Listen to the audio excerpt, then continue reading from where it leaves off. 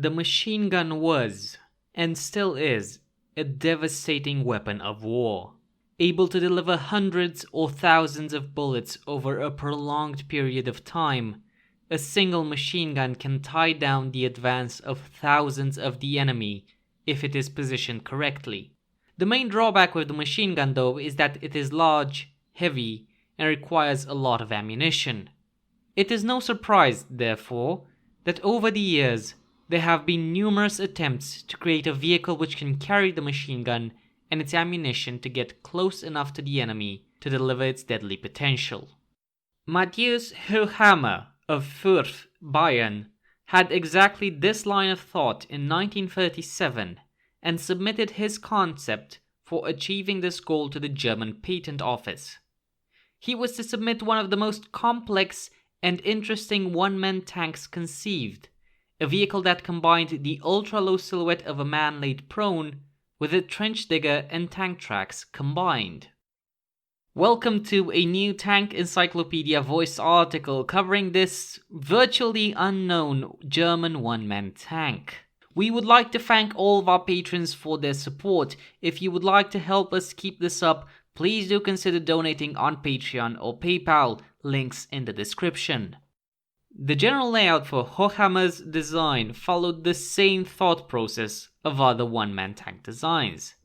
A man lying down and controlling the tank with his feet while operating a forward-firing weapon. Lying the operator prone in the tank created a low profile for the vehicle. As the hands would be occupied by the weapon, the vehicle would be controlled almost completely by means of foot controls for speed and direction, and all of this would be clad in armor to protect it from enemy bullets. As such, there are several very similar designs, most notable of which is that of Ernst Marcouch, another German designer's submitted patent from 1938. Lying face forward, the single occupant was very low to the ground.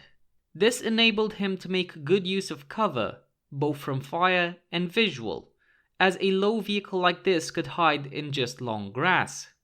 What was an advantage for protection, though, was a severe handicap for operations, as it reduced the observation height for the operator, meaning he would find it hard to identify and target the enemy forces and make it difficult to see obstacles in front of the vehicle.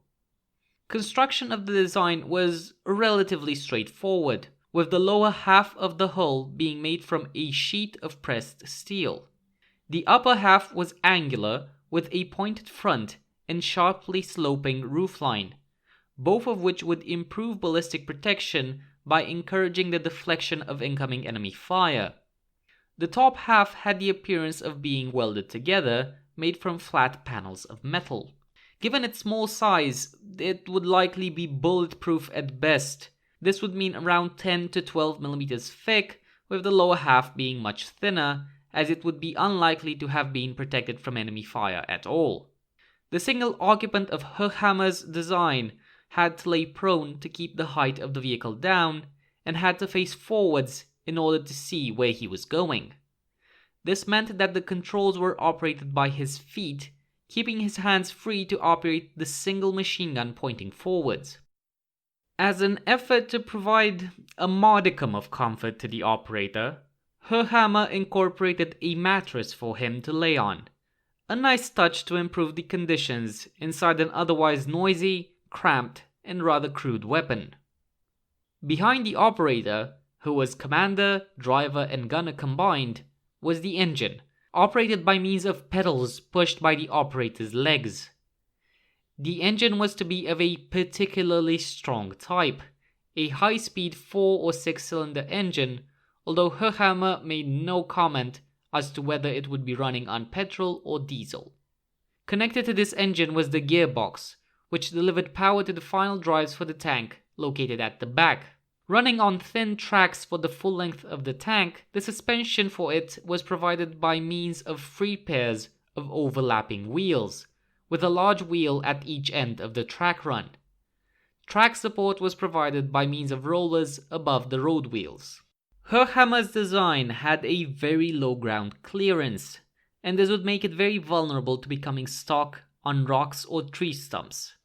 Not a surprise in a tank just 25 to 30 centimeters high. Unlike Marcouch though, Höchammer had a viable solution to this problem, one which further increased the protection of the vehicle from enemy observation and fire: a bulldozer blade. This allowed the vehicle to carve a shallow trench for itself, making it harder to see and hit. As the vehicle moved forwards, the bulldozer blade would plow the earth in front of the vehicle, pushing the spoil out to each side. These earthen banks on each side provided additional cover for the vehicle, and also meant it was even lower than it would be operating on the surface. If a stiff obstacle was encountered or the blade was not needed, it could simply be retracted upwards above the line of fire of the machine gun.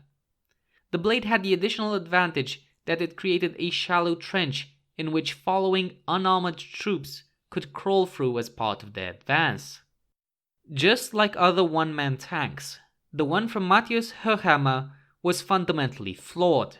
It was so low that the occupant would have a terrible view of the battlefield, very thinly protected, and with all of the fightability, steering, and command of the tank in one man, hard to control too.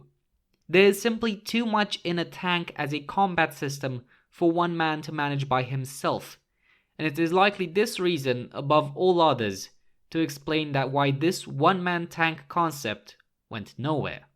The failure of the design was not the end of Höchammer. He was a master carpenter by trade and survived World War II.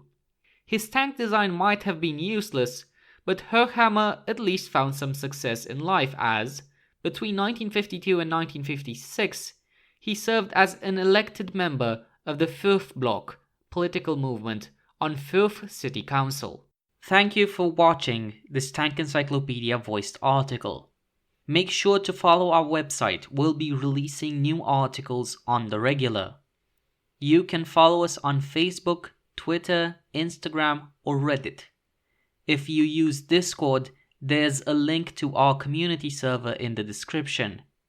And if you would like to help us continue to develop and expand, consider donating on Patreon or PayPal. All of the funds will be used to help us enhance and design new articles and features for you. Until next time, keep us in your sights.